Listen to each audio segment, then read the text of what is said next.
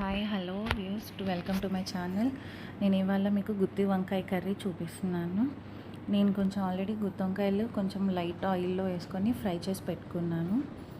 దానికి సంబంధించిన ఇంగ్రీడియంట్స్ మీకు చూపిస్తాను ఇప్పుడు. ఆనియన్స్, ఎండు కొబ్బరి, అసలైతే ఎండు కొబ్బరి కావాలి, నా దగ్గర అది లేదు కాబట్టి నార్మల్ కొబ్బరి యూస్ చేశాను. వెల్లుల్లిపాయలు ఒక 20 క్లోవ్స్, అల్లం, ధనియా పౌడర్ కొంచెం, జీలకర్ర కొంచెం, ఇవన్నీ ఫైన్ పేస్ట్ అవ్వాలి. మొత్తం బాగా ఫైన్ పేస్ట్ చేసి అందులో స్టఫ్ చేసుకొని పెట్టుకోవాలి.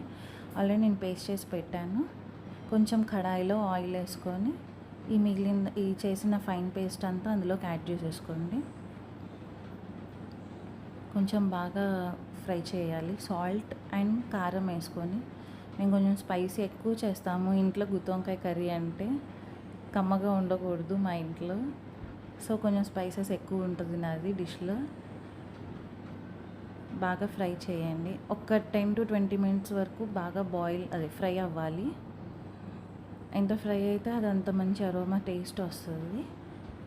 ఈ కడాయికి పెట్టేసేసి అది ఫ్రై చేయండి ఒక 10 to 20 మినిట్స్ వరకు.